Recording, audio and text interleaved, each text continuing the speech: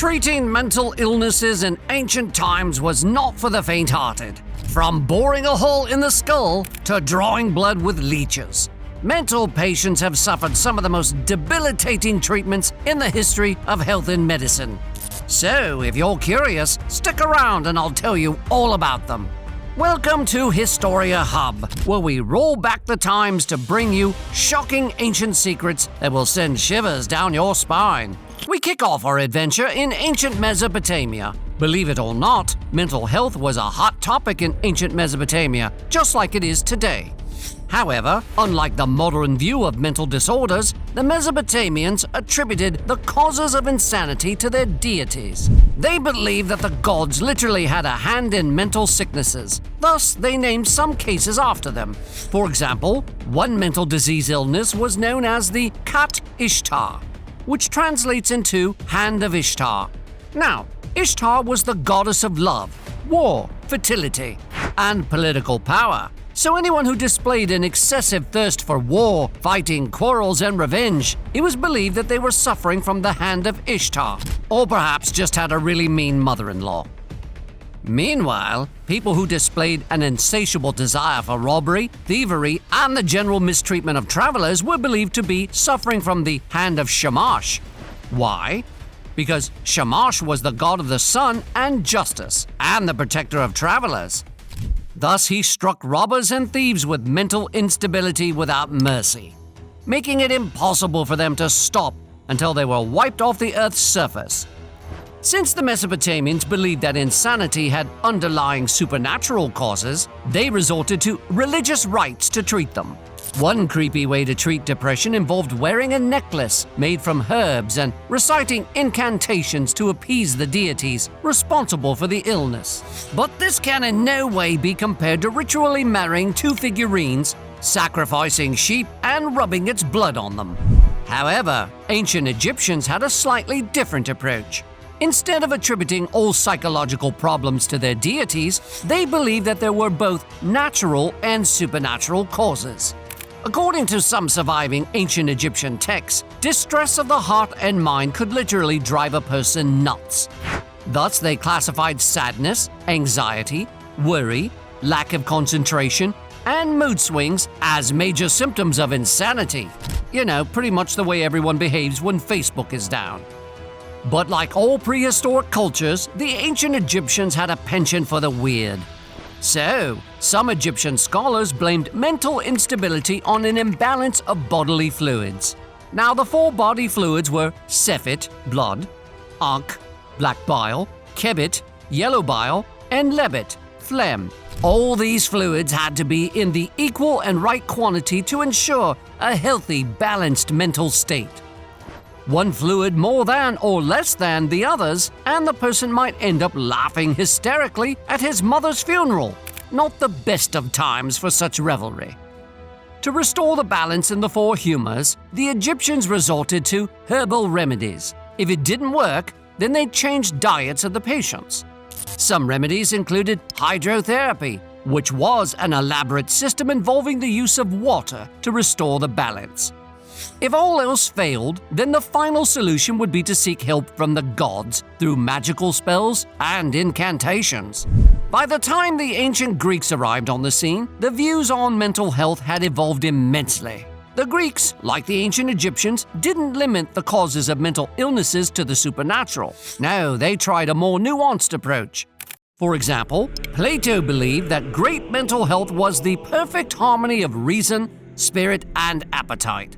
Aristotle taught that psychological challenges came from the relationship between the mind and the body. It's funny that they are now treated as separate.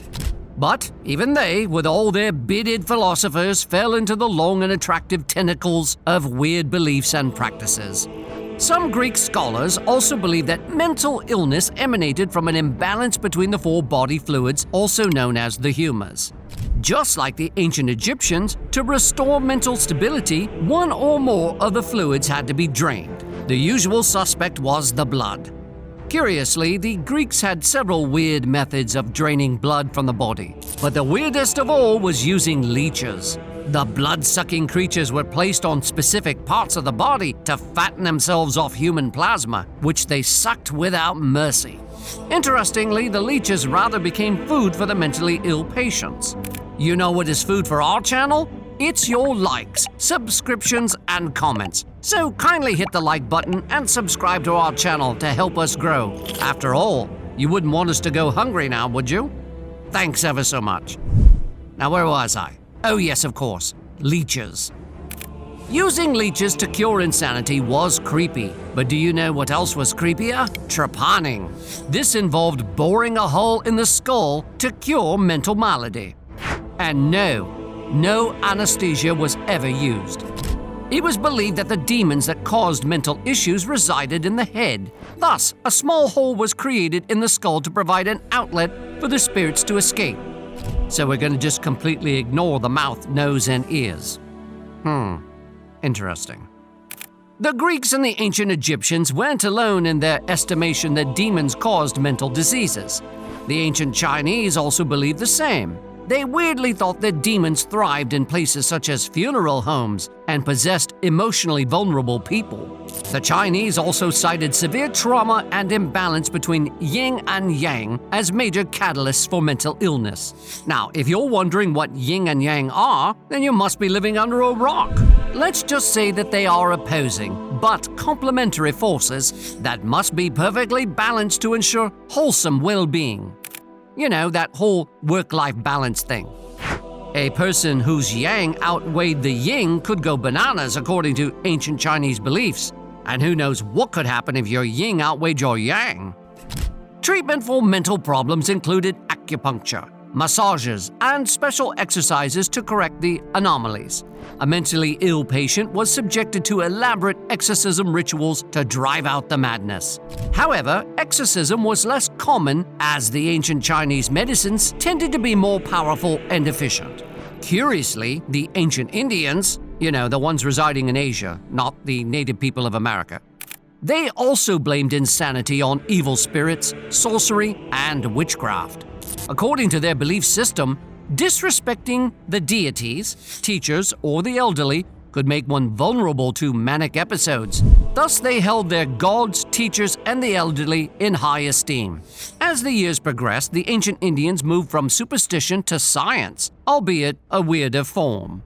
Surviving ancient Indian texts reveal that losing one's mind could be the result of an imbalance among the three bodily fluids, referred to as the tridosha. What do they have to do with these fluids? Well, we're not exactly sure, but rest assured as we've got over 1,000 cough syrups to deal with it. Honestly, what is it with ancient people and bodily fluids? Do you have any idea? Let me know in the comments section because it's really driving me nuts. Meanwhile, according to ancient Indian medicine, the bodily fluids were bile, phlegm, and wind. Yes, you heard right, wind. How wind can be air and fluid simultaneously can only be explained by ancient Indian science. They also believed activities like extreme shock, fear, or joy caused an imbalance in the fluids, leading to mental problems. Thus, treatments involved a combination of charms, prayers, herbs, and ointments. Thankfully, most mentally ill people weren't left to their fate in ancient times. Most cultures treated them with respect and did all they could to restore their sanity. They prayed, performed exorcisms, and applied several medications, including ointments and herbs, to cure them. Some, unfortunately, did continue in the practice of drilling holes in the heads of mental patients to allow the insanity spirits to escape. If you think this is weird, then wait till you check out our video on rituals and spells, mysteries of ancient practices, to witness the bizarre magical practices of ancient cultures. I'll see you there. And until next time, thanks ever so much for watching.